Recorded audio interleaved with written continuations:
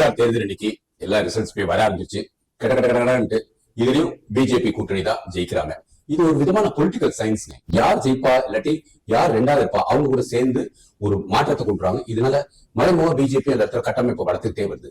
பீகார்ல பிஜேபி ஜெயிச்சுச்சுன்னா கட்டாயம் பல பல இந்தி கூட்டணிகளுக்கு இன்க்ளூடிங் திமுகவுக்கு ஒரு டைரியா கிளம்பு, வேற வழியே கிடையாது. இது இல்லாம நான் நேரத்தையே சொன்ன மாதிரி ராகுல் காந்தி அவர் கள்ள ஓட்டுகள் நிறைய இருக்கு அப்படின்னு சொல்லி ஒரு பொருளை கிளப்பினாரு. அது ஒரு விதமான டிமானிட்டைசேஷன் இன் எலக்ட்ரல் பாலிடிக்ஸ். சோ கள்ள ஓட்டுகள்லாம் எங்கெங்கெல்லாம் இருக்கலாம், புதுசா ஊர்ல வெளியில இருந்து வந்து இங்க இருக்கும், அங்கேயும் ஒரு ஓட்டு வச்சிருப்பாங்க, இங்கேயும் ஒரு ஓட்டு வச்சிருப்பாங்க. இல்ல 18 வயசு மேல இருக்கவங்க அவங்க ஓட்டுல சேர்க்காம இருந்திருப்பாங்க. இல்ல இறந்து போனவங்கள அது ஏதோ ஒரு காரணத்தினால நம்ம வந்து பேர் எடுக்காம இருந்திருப்போம். இந்த மாதிரி சிலவங்களுக்கு டபுள் என்ட்ரி, இங்க இந்த வீட்டுல இருக்கும்போது இங்க வந்து கேட்டிருப்பாங்க, இந்த வீடு இருக்கிறது வாடகை வீடு மாறணும்னா அங்க ஒரு இது இருக்கும். சோ அந்த மாதிரி இருக்கும். இது இல்லாம சில கள்ளத்தனமான சில ஓட்டுகள் இருக்கும். வடநாட்டுல இருந்து இங்க இருந்திருப்பாங்க, அவங்க பேர்லயும் சும்மா போட்டு வைப்போமே அப்படின்னு இருப்பாங்க. அவங்களுக்கு வடநாட்டிலேயே ஓட்டு இருக்கும், இங்கேயே ஒரு ஓட்டு இருக்கும்.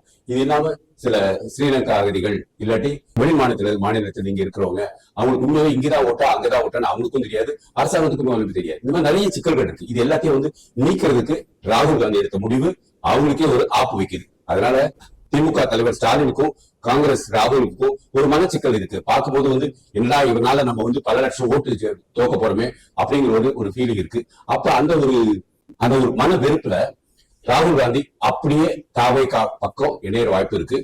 இங்க இருந்து அங்கேயோ அங்கிருந்து இங்கேயோ ஏதோ ஒரு போன் கால் போயிருக்கிறது. ஒரு கிசுகிசு சில முக்கிய தலைவர்கள் முக்கிய மீடியா தலைவர்கள் சொல்லி இருக்கிறது நம்ம பாக்குறோம் மீடியால.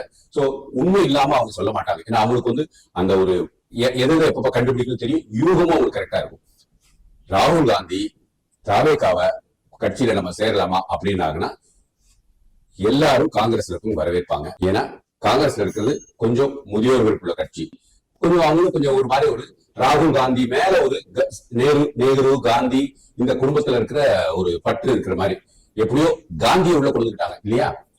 விஜய் கூப்பிட்டு இருந்தாருனாலும் மத்திய நமக்கு டெல்லியில யாராவது ஒரு பங்கு வேணும். அவங்க ஏற்கனவே வந்து பிஜேபி மேல ஒரு அபாண்ட படியே சொல்லியிருக்காங்க. ஏன்னா விஜய் ஒரு கிறிஸ்துவ மத சார்ந்த ஒரு தலைவரா இருக்கிறதுனால அவருக்கு ஏதோ பிஜேபி மேல ஒரு புரிதல் இல்லை.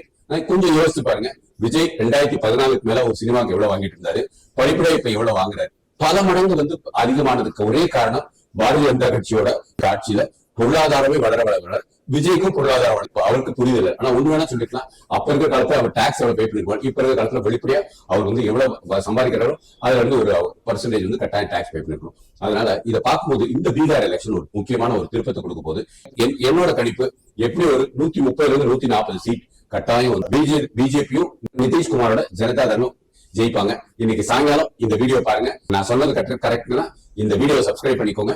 இதே இது தமிழ்நாட்டில் எப்படி இருக்குங்கிறது நான் உங்களுக்கு கருத்து கணிப்புகள் பாக்குறதுனால நான் யூகித்து உங்களுக்கு சொல்றேன். வாழ்க பாரதம், வளர்க இளைஞர் சமுதாயம்.